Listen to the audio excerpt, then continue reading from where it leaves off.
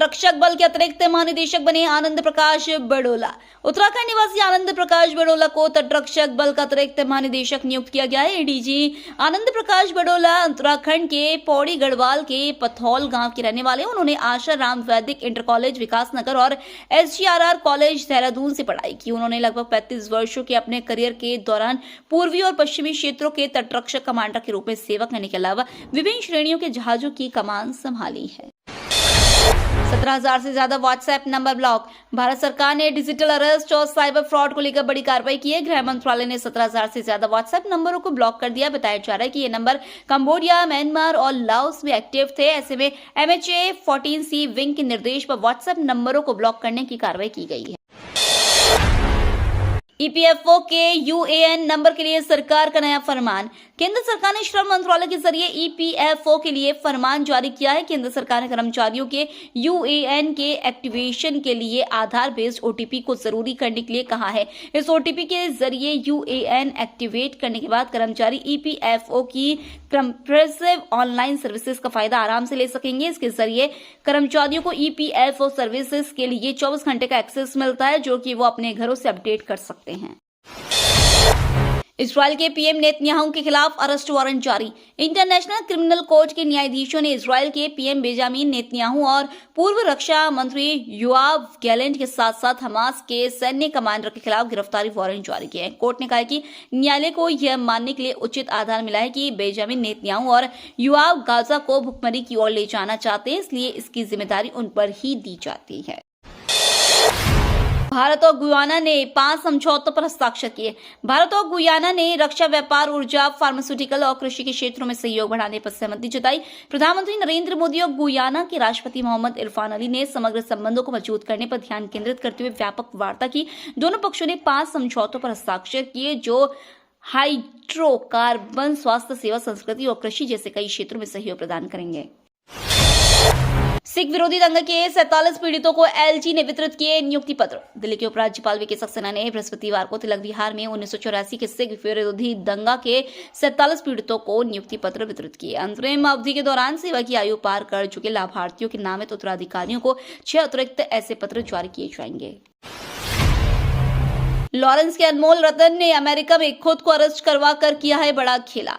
Gangster अनमोल बिश्नोई को हाल ही में America में पकड़ा गया है और उसे पोट्टावाटामी काउंटी जेल में रखा गया है। अनमोल बिश्नोई का अमेरिका में पकड़े जाना एक प्लान का हिस्सा बताया जा रहा है। उसने खुद को भारत सरकार से बचाने के लिए गिरफ्तारी का पैंतरा चलाया।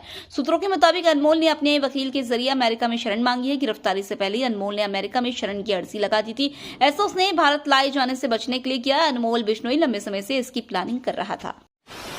पीएम आवास योजना पर आया बड़ा अपडेट। सिर्फ महिलाएं होंगी घर की मालिक। ग्रामीण के दूसरे चरण में सरकार बड़े बदलाव की तैयारी में है। खबर है कि केंद्र यह सुनिश्चित करने में जुटा हुआ है कि घर का मालिक सिर्फ महिला सदस्य ही हो। एक वरिष्ठ अधिकारी ने बताया है कि महिलाओं पर विशेष ध्यान देने के चलते योजना में स्वीकृत 74% घरों का स्वामित्व अकेली महिलाओं या संयुक्त रूप से महिलाओं के पास है। अखबार से बातचीत में उन्होंने कहा, दूसरे चरण का उद्देश्य महिलाओं को 100% स्वामित्व प्रदान करना है। टीम इंडिया की जीत पर केंद्रीय खेल मंत्री ने की बड़ी घोषणा। बिहार के राजगीर में हुए एशियन महिला हॉकी चैंपियनशिप मुकाबले में भारत ने चीन को 1-0 से हराकर एक बार फिर चैंपियंस ट्रॉफी पर कब्जा जमा लिया है। इस बीच खेल मंत्री डॉक्टर मनसुख मंडाविया ने बड़ी घोषणा करते हुए कहा कि खेलो इंडिया यूथ गेम 2025 बिहार में ही होगा। उन्होंने इस शानदार ग्राउंड और आयोजन के लिए मुख्यमंत्री नीतीश कुमार को धन्यवाद दिया।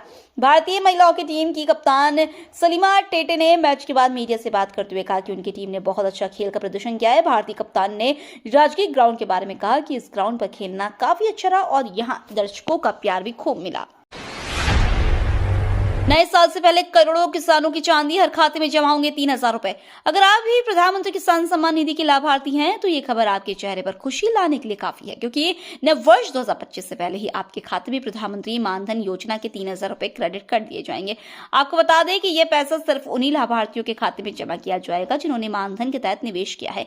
आपको बता दें कि मानधन योजना का लाभ सिर्फ उन्हीं किसानों को मिलता है जिन्होंने प्रधानमंत्री किसान सम्मान निधि के तहत रजिस्ट्रेशन कराया है।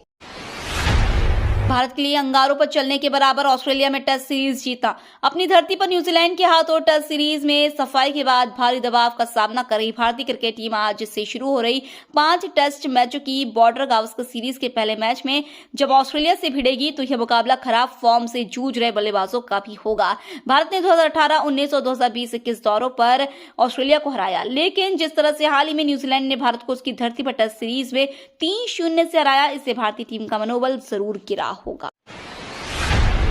अमेरिका में लगे आरोप के बाद अडानी ग्रुप ने लिया बड़ा फैसला। अमेरिका प्रोसिक्यूटर ने भारतीय उद्योगपति गौतम अडानी पर गंभीर आरोप लगाए हैं। अमेरिकी प्रोसिक्यूटर ने ब्रुकलिन, न्यूयॉर्क में दायर एक मामले में कहा है कि अडानी समूह ने भारत में सौर ऊर्जा कॉन्ट्रैक्ट हासिल करने के लिए $250 मिलियन की रिश्वत दी। अब इसको लेकर अडानी ग्रुप की तरफ से एक बयान जारी किया गया। इन घटनाक्रमों के मद्देनजर कंपनी ने यह फैसला लिया है कि ग्रुप की सहायक कंपनियों ने फिलहाल प्रस्तावित USG नामित बॉन्ड पेशकशों के साथ आगे नहीं बढ़ने का फैसला किया है।